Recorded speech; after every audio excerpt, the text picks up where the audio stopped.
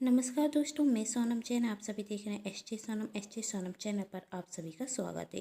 दोस्तों, आज की कहानी है खुशियों भरे पल। यदि आप सभी को मेरे द्वारा लिखी गई ये कहानी पसंद आए तो चैनल को सब्सक्राइब कर लीजिएगा और पास में जो बेल आइकन का बटन है उसे प्रेस करना बिल्कुल ना भूलें, क्योंकि उसी से मिलेंगी आप सभी को मेरी आने वाली हर कहानी की नोटिफिकेशन। कहानी पसंद आने पर वीडियो को लाइक जरूर किया कीजिएगा, क्योंकि आप जानते हैं जब आप करते हैं वीडियो को लाइक तो मुझे मिलती है नई नई कहानियाँ लिखने के लिए प्रेरणा। और हाँ, कहानी को अपनों के साथ शेयर करना बिल्कुल ना भूलें। तो चलिए कहानी शुरू करते हैं। जितेंद्र जी और उनकी पत्नी आरती जी शाम को साथ में बैठकर चाय पिया करते थे। दोनों ही एक दूसरे के सहारे। उनकी कोई संतान नहीं थी। अब उम्र के आखिरी पड़ाव पर वह दोनों ही एक दूसरे के साथी थे। इस व्यस्त जिंदगी में किसी के पास समय भी नहीं था कि आकर उनसे उनके हाल चाल पूछ जाए।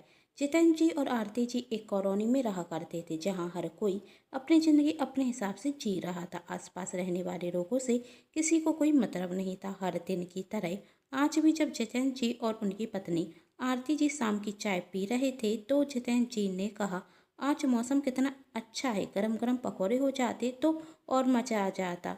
आरती जी ने कहा, साफ साफ कहिए ना कि आपको पकौड़े खाने का मन है, अभी बनाकर लाई। कहकर आरती जी पकौड़े बनाने के लिए उठती। तभी घर की डोरबेल की आवाज़ आती। तब जितेंद्र जी ने कहा, पकौड़ों के बीच में कौन आ गया? तुम पकौड़े बनाओ, मैं दरवाज़ा खोलता हूँ। ठीक है, कहते हुए आरती जी वहाँ से चली जाती। जितेंद्र जी दरवाज़ा खोलते तो ताकि आया हुआ था एक बहुत बड़ा पार्सल लेकर। जितेंद्र जी ने कहा, हमें पार्सल देने वाला कौन है? वह साइन करते और पार्सल अंदर लेकर आते। जब वह पार्सल खोलकर देखते हैं तो उसमें जितेंद्र जी के लिए कोट पैंट और आरती जी के लिए बहुत सुंदर साड़ी थी, साथ में कुछ ज्वेलरी भी थी। तभी जितेंद्र जी अपनी पत्नी को बुलाते और कहते, अरे देखो ना, हमारे लिए पार्सल किसने भेजा होगा? आरती जी हाथ धोते हुए रसोई घर में से बाहर आती और कहती, क्या हुआ, क्यों चिल्ला रहे हो? कौन था दरवाजे पर? जितेंद्र जी ने कहा, पार्सल दिखाते हुए कहा, देखो, किसी ने हमारे नाम पर एक पार्सल बेचा है। तुम्हारे लिए नई साड़ी और ज्वेलरी और मेरे लिए सूट बूट का कपड़ा बेचा हुआ है, मगर कौन दे सकता है हमें इतना महंगा उपहार? आरती जी उस पार्सल को गौर से देखती हैं तो उसमें एक चिट्ठी भी नजर आती। आरती जी ने कहा, इसमें तो कुछ चिट्ठी सी दिख रही है, जरा पढ़कर तो देखिए, पता चल जाए। जितेंद्र जी चिट्ठी पन्ने रखते उस चिट्ठी में लिखा था, प्रणाम सर, उम्मीद करता हूँ आप और मैडम बहुत अच्छे होंगे। बहुत जल्द आप दोनों की शादी की सालगिरह आ रही है, उसके लिए ही एक छोटा सा उपहार भेजा है। जानता हूँ जब आपको ये पार्सल मिला होगा तो यही सोच रहे होंगे कि आखिर किसने भेजा है, क्योंकि आपके चाहने वाले बहुत हैं।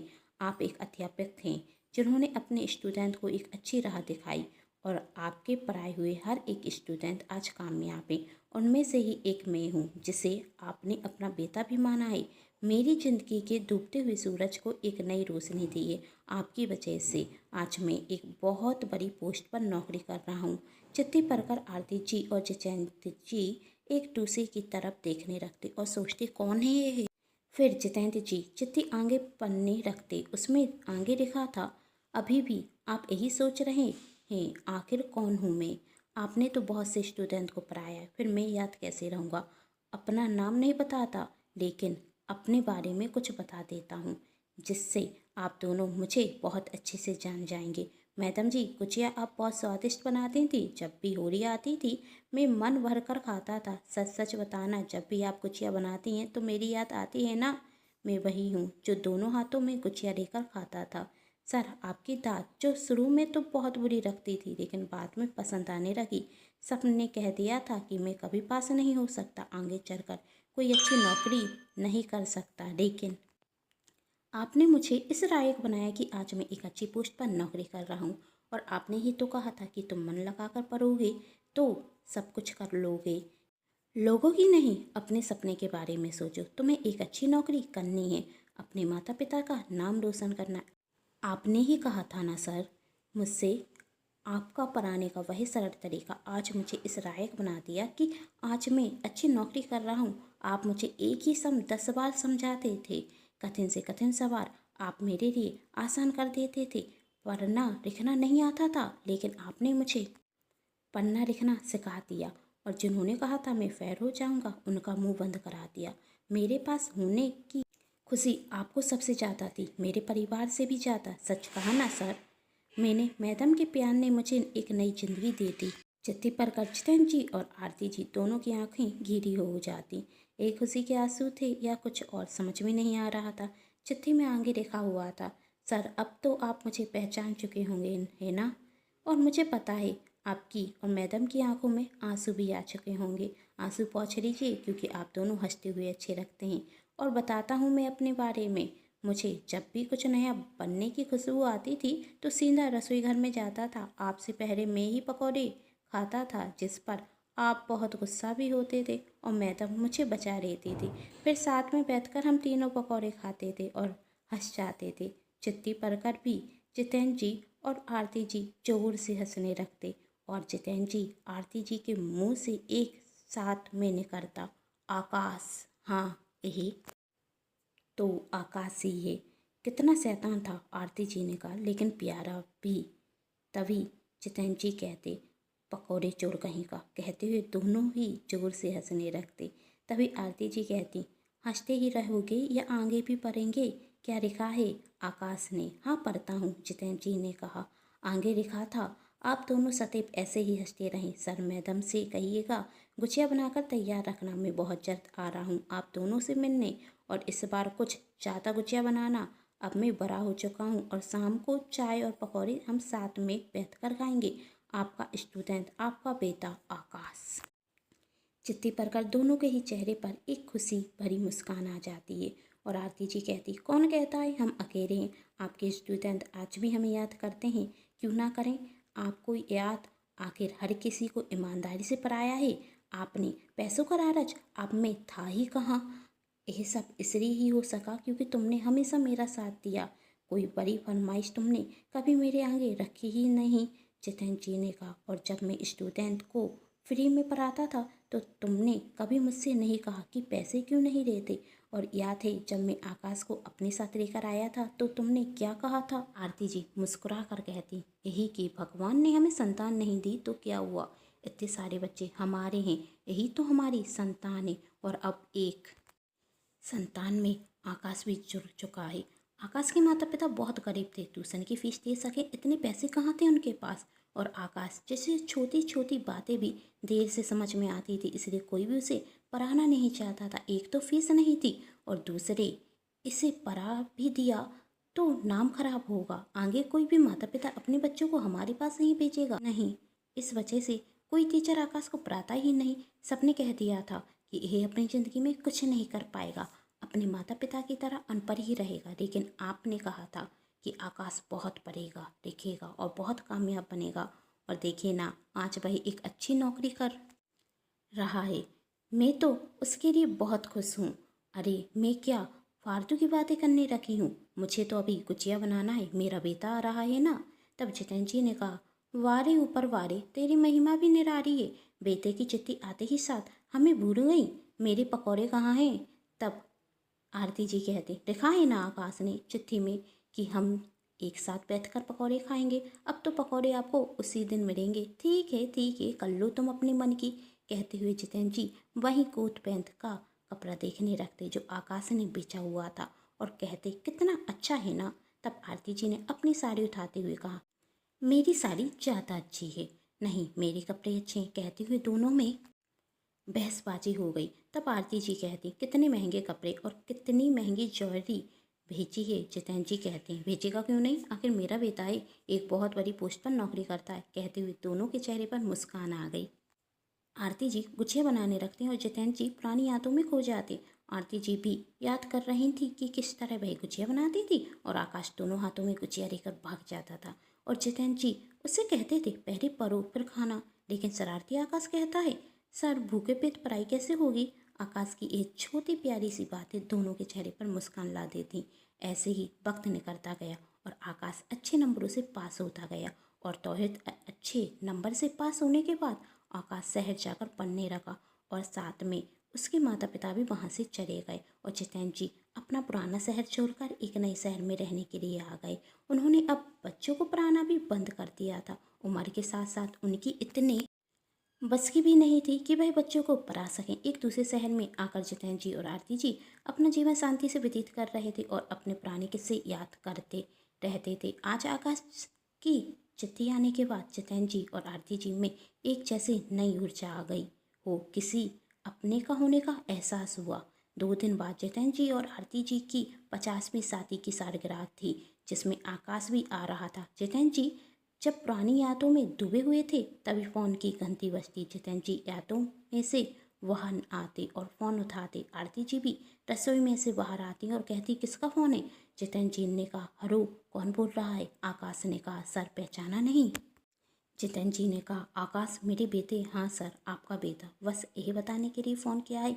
2 दिन बाद आप दोनों की शादी की सालगिरह है। वही कपड़े पहनना जो मैंने आपको भेजे।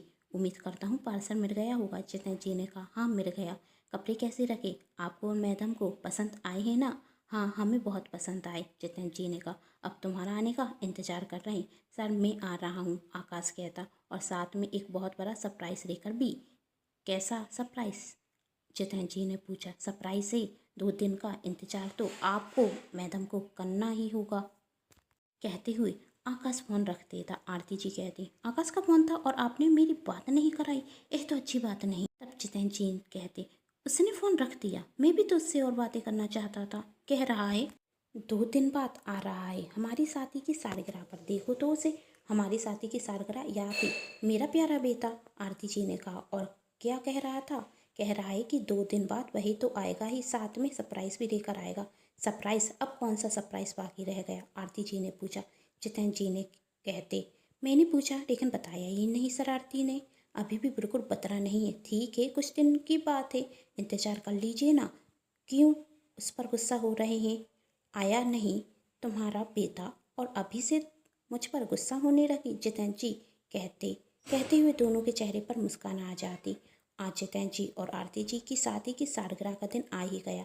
जितेंद्र जी वही सूट पहनते जो आकाश ने बेचा हुआ था, और आरती जी ने भी वही साड़ी और ज्वेलरी पहनती। बिल्कुल दूल्हे और दुल्हन की तरह लग रहे थे जितेंद्र जी और आरती जी। सुबह के 10 बज चुके थे, लेकिन अभी तक आकाश आया ही नहीं। आरती जी ने तो पकवान भी बनाकर तैयार रखे थे। दोनों बेसब्री से आकाश का इंतजार कर रहे थे, लेकिन आकाश को आने में वक्त लग रहा था। अब तो दोपहर के 1 बज चुके थे। आरती जी ने कहा कि एक और बार आकाश को फ़ोन कीजिए तो वह आ रहा है या नहीं। जितेंद्र जी ने कहा, फ़ोन लगाकर देख रहा हूँ लेकिन लग ही नहीं रहा है, कहीं आना कैंसिल तो नहीं कर दिया। जितेंद्र जी ने कहा। आरती जी कहती, ऐसे कैसे कर सकता है, खुद ने ही कहा था और खुद ही नहीं आएगा, फिर क्यों बेचे नए कपड़े, कहीं उसे कुछ हो तो नहीं गया। आरती जी ने बेचैनी से कहा। नहीं, जितेंद्र जी कहते, उसे कुछ नहीं हो सकता। तभी एक आदमी आता, कहता, जब तक आप दोनों का आशीर्वाद मेरे साथ है तो मुझे कुछ कैसे हो सकता है। देर से आया हूँ इसलिए क्षमा चाहता हूँ। जितेंद्र जी और आरती जी गौर से उस आदमी की तरफ देखने लगते और कहते, आकाश तुम इतने बड़े हो गए, बिल्कुल भी पहचान में नहीं आ रहे हो। और फिर पीछे से और बहुत से स्टूडेंट आते और कहते, हैप्पी एनिवर्सरी सर और मैडम। इसे देखकर तो जितेंद्र जी और आरती जी और ज़्यादा आश्चर्य में पड़ जाते और कहते, यही सब? तब आकाश ने कहा, आपके ही स्टूडेंट थे सर। तभी वहाँ पवन नाम का लड़का आगे आकर कहता, सर मैं पवन। पवन तुम तो हमेशा प्रथम आते थे। हाँ सर, आपके आशीर्वाद से। सर आकाश ने ही हम सबको यहाँ बुलाया है, ना जाने इससे हमारे नंबर कहाँ से मिल गए। और कहने लगा कि सर मैडम की एनिवर्सरी आ रही है तो हम सबको चलना चाहिए। तो यही था हमारा सरप्राइज। जितेंद्र जी और आरती जी ने कहा। हाँ, आकाश ने कहा, हाँ यही था आपका सरप्राइज़। इससे अच्छा सरप्राइज़ आपके लिए हो भी क्या सकता है। अब जल्दी से गुजिया भी लेकर आइए, मुझे बहुत तेज भूख लगी है। आकाश ने कहा। आरती जी ने कहा, तो खुद लेकर आ जाओ रसोई घर से, पहले की तरह। यही सुन सब हंसने लगते और आकाश दोनों हाथों में गुजिया लेकर आ जाता। आकाश की यही हरकत देख सबके चेहरे पर मुस्कान आ गई। सभी कहने लगे, आकाश तू अभी तक नहीं बता। जितेंद्र जी और आरती जी के सभी स्टूडेंट उनके लिए तोहफे लेकर आते। कोई पेन लेकर आया हुआ था तो कोई पुस्तक, जो जितेंद्र जी को पढ़ने में बहुत पसंद थी। सबने मिलकर गुजिया और पकौड़े खाए और फिर आकाश कहता, अभी सरप्राइज खत्म नहीं हुआ। आज शाम को एक बहुत बड़े होटल में पार्टी दी गई है आपकी एनिवर्सरी की खुशी में। इसकी क्या ज़रूरत थी? आरती जी ने कहा। जितेंद्र जी भी कहते, इसकी क्या ज़रूरत थी? तब आकाश और सभी स्टूडेंट कहते, आपकी खुशी में हमें शामिल होने मिले और हम वही खुशी ऐसी फीकी फीकी छोड़ते हैं, ऐसा तो हो नहीं सकता। आज हम जो भी हैं आपकी वजह से, तो इतना तो हम सभी आपके लिए कर ही सकते हैं। बच्चों की खुशी में हमारी खुशी। जितेंद्र जी और आरती जी ने कहा। शाम को सभी ने एनिवर्सरी सेलिब्रेट की और दूसरे दिन सभी स्टूडेंट अपने अपने घर जाने लगे, जिसे देख जितेंद्र जी और आरती जी की आंखों में आंसू आ गए। तब सभी स्टूडेंट ने कहा, हम आपसे मिलने आते रहेंगे। आकाश ने कहा, आप हमारे साथ चलिए। तब जितेंद्र जी और आरती जी कहते, नहीं, हमें यहाँ अच्छा लगता है, यहाँ शांति है, लेकिन तुम सब मिलने आते रहना। सबने वादा किया मिलने आते रहेंगे। जितेंद्र जी और आरती जी आज बहुत खुश थे। आज उन्हें इस बात का दुख नहीं था कि उनकी कोई संतान नहीं, लेकिन इस बात की खुशी जरूर थी कि इतने प्यारे स्टूडेंट उनके बच्चे हैं। इतने सारे बच्चों का प्यार पाकर आज उनकी खुशी की सीमा नहीं थी। उम्मीद कर ये छोटी सी कहानी आप सभी को पसंद आई होगी। यदि आप इस कहानी के बारे में कुछ लिखना चाहते हैं तो नीचे कमेंट बॉक्स में ज़रूर बताएं। मैं आप सभी के कमेंट का इंतजार करूंगी। कहानी पसंद आने पर चैनल को सब्सक्राइब, वीडियो को लाइक एंड शेयर जरूर कीजिएगा। Thanks for watching.